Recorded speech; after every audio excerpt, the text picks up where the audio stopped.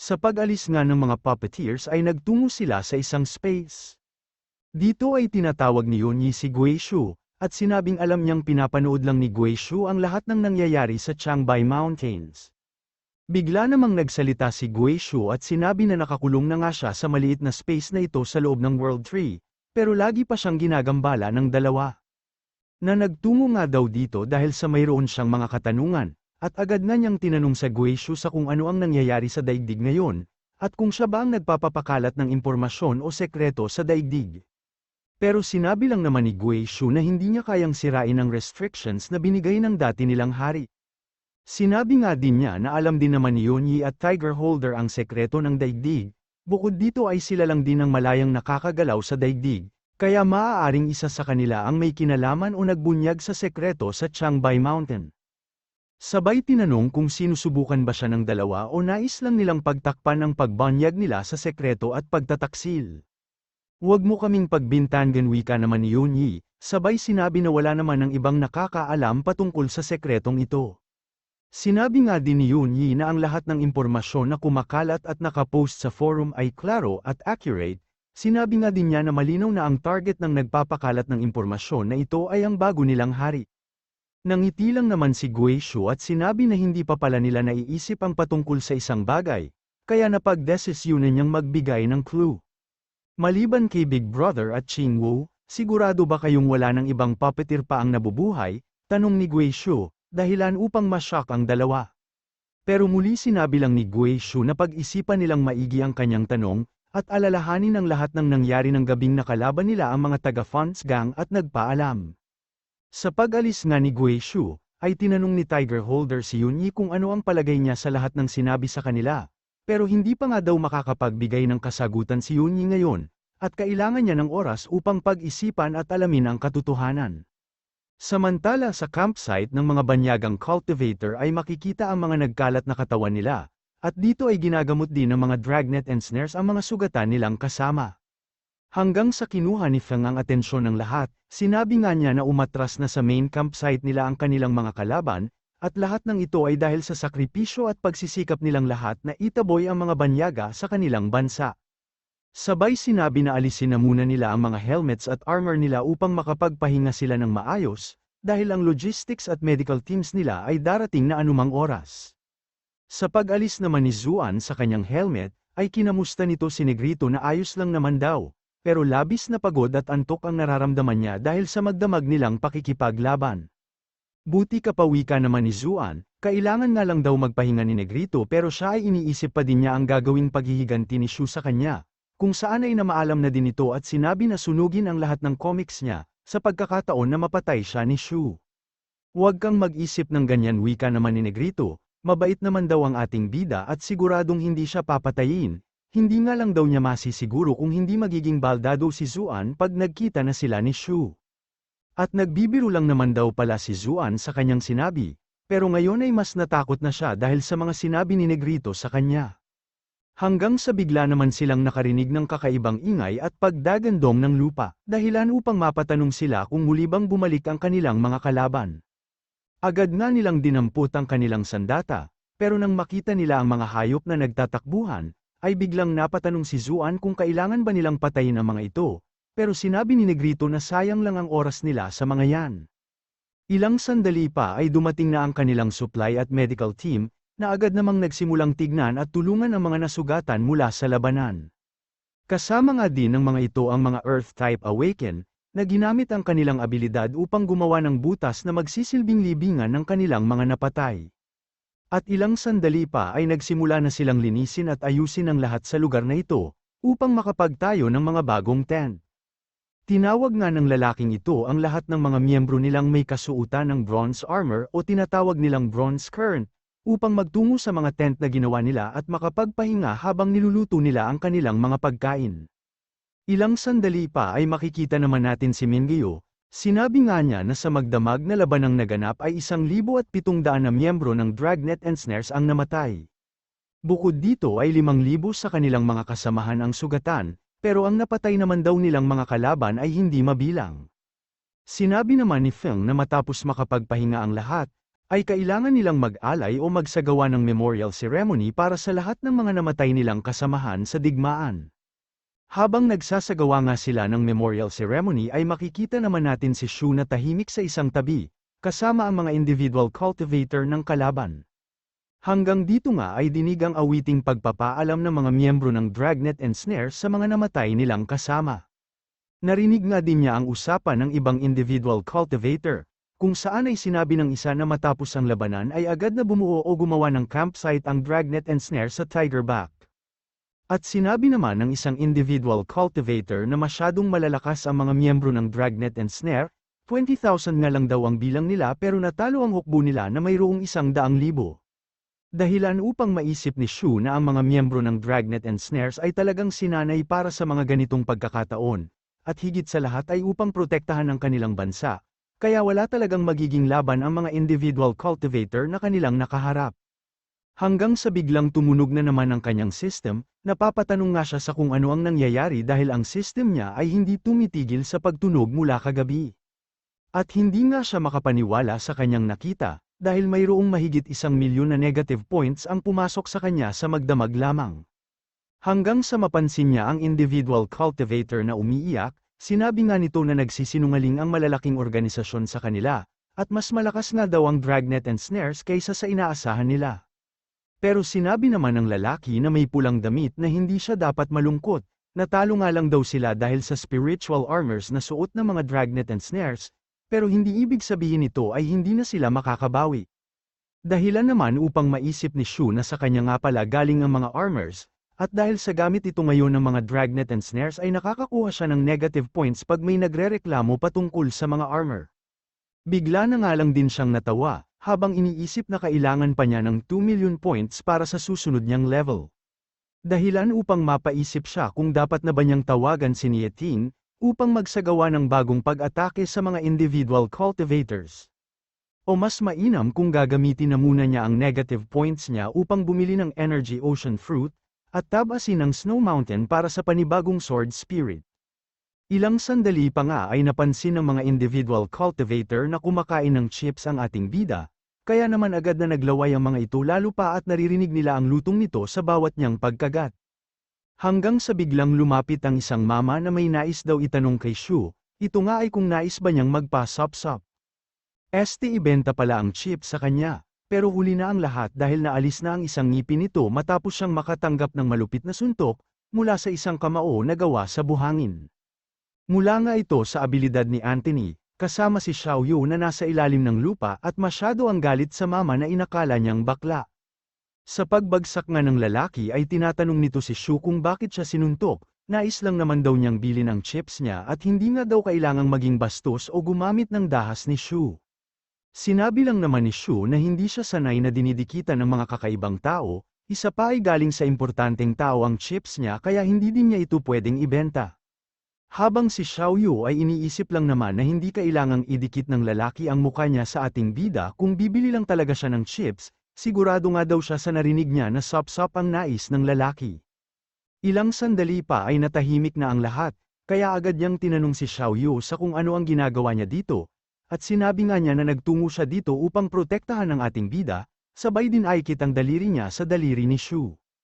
Kaya naman nangiti ito at sinabi na mas mainam kung manatili na lang muna si Xiaoyu sa campsite ng Dragnet and Snares, habang hinahanap ang misteryosong lalaki kung saan ay agad siyang tatawagin ni Shu pag nahanap na niya ito, upang magkasama silang patayin ang misteryosong lalaki. Pero iniisip lang naman ni Xiaoyu na nais na namang solohin o gawin ni Shu ang pagpatay ng hindi siya kasama, kaya sinabi niya na ang 11-year-old na bata lang ang maniniwala sa sinasabi niya. Dahilan upang maisip ni Shu na 12-year-old na pala si Xiaoyu, pero bakit daw kaya may stickers o emoji pa ngayon ang pagsagot niya? Pero sinabi naman ni Shu na kailangan makinig ni Xiaoyu sa kanya sa pagkakataong ito. Sinabi nga din niya na ang Port Artyom ay puno ng masters at may mga sense-type awakened din, na pwede siyang mahanap kahit pa nasa ilalim siya ng lupa. Pero tinanong lang naman siya ni Xiaoyu, sa kung paano siya makakapagtago mula sa mga sense-type awakened ng kalaban. Sinabi naman ni Shu na sanay na siya sa mga ganitong bagay kaya hindi na siya dapat alalahanin ni Xiaoyu, isa pa ay mas magiging mapanganib kung mananatili silang magkasama. Muli sinabi nga ni Shu na hindi siya dapat alalahanin ni Xiaoyu, Tinutulungan lang din naman daw ni Shu ang dragnet and snares upang makalaban ng patas, at hindi siya gagawa ng anumang bagay na pwede niyang ikapahamak. Kaya naman nagpaalam na si Xiaoyu upang bumalik sa campsite at tulungan din ang dragnet and snares upang protektahan ang kanilang base. Sa pag-alis nga ni Xiaoyu ay iniisip ni Shu na malamang ay isa din sa target ng kalaban ang kanyang kapatid, kaya hindi niya ito pwedeng hayaan o payagan na sumama sa kanya sa Port Artyom. Ilang sandali pa ay biglang may sumigaw at sinabing kung may utak siya ay mas mainam kung ibigay na lang niya ito.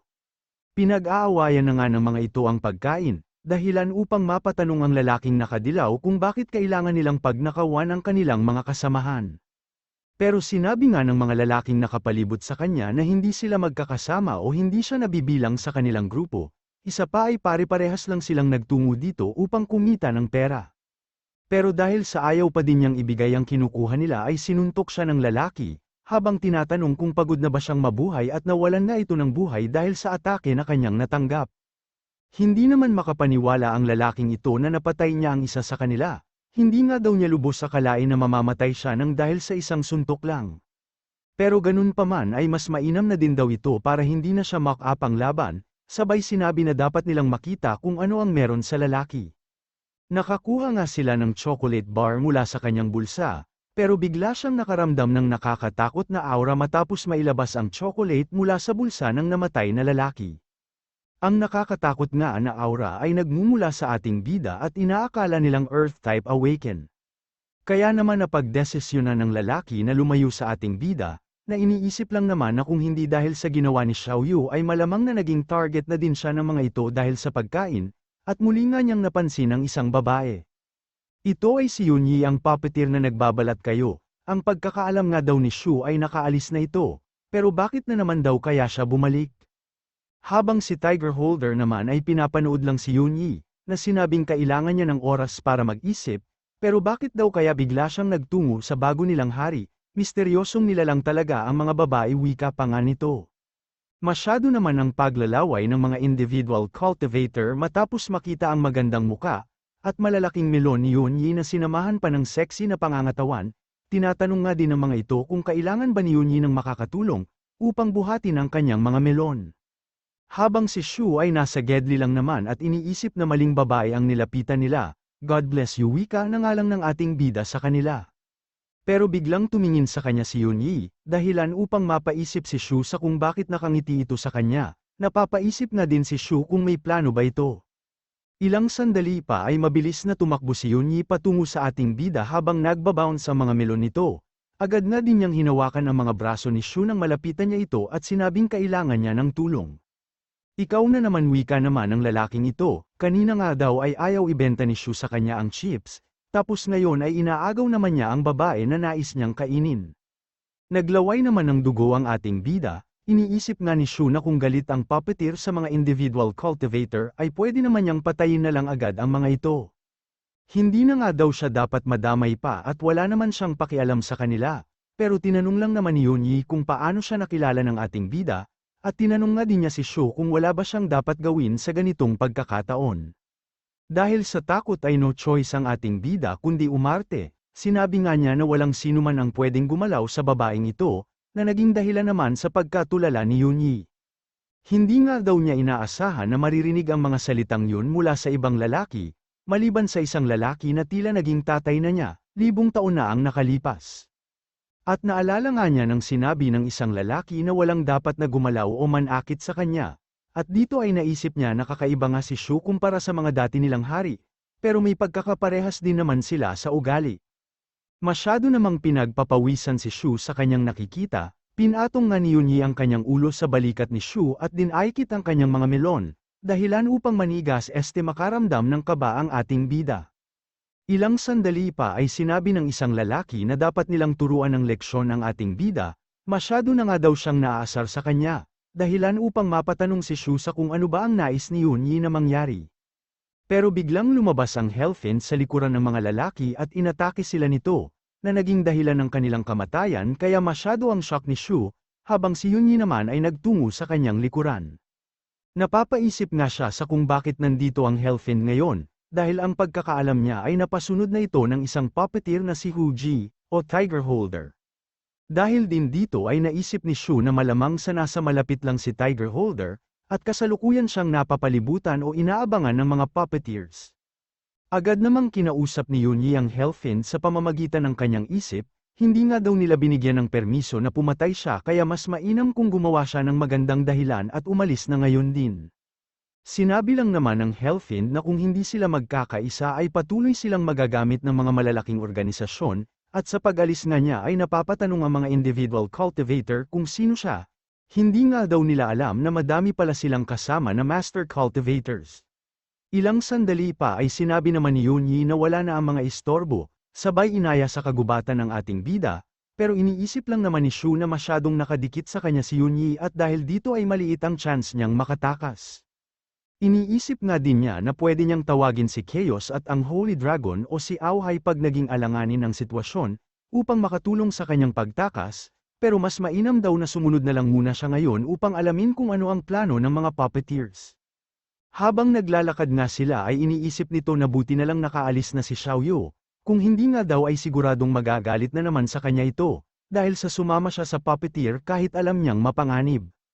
Patuloy nga silang naglalakad sa kagubatan upang makalayo sa mga individual cultivator. Ilang sandali pa ay naisip ni Shu na 10 minutes na silang naglalakad, pero wala pa ding ginagawa at sinasabi sa kanya ang puppeteer. Hanggang sa naalala nga niya na ginagawa ng mga puppeteer ang lahat para sa kanilang hari, dahilan upang mapatanong siya sa kanyang sarili kung interesado daw kaya ang mga ito sa talento at serbisyo niya. Pero sana naman daw ay hindi ang serbisyo niya ang nais nila, dahil masyado na siyang abala at madaming pinapasan ng dahil sa dragnet and snares.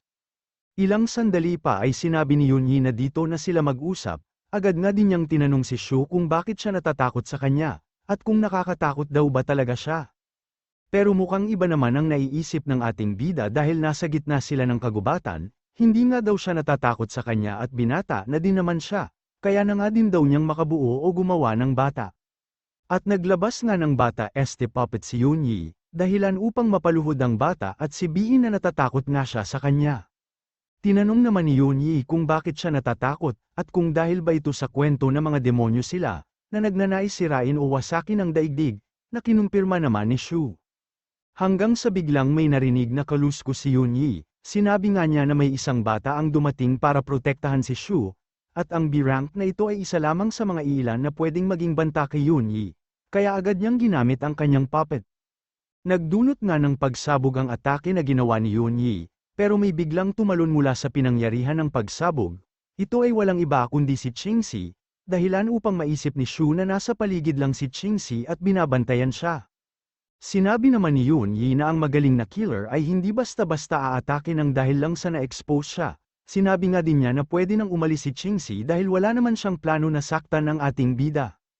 Agad namang umalis si Qingxi ayon na din sa utos ni Yunyi, upang masigurado ang kaligtasan ni Shu, na iniisip lang naman na ginagawa ni Qingxi ang lahat para sa kanya, kahit pa hindi sila masyadong nag-uusap at napapatanong kung tinuturing ba siyang kaibigan ni Qingxi.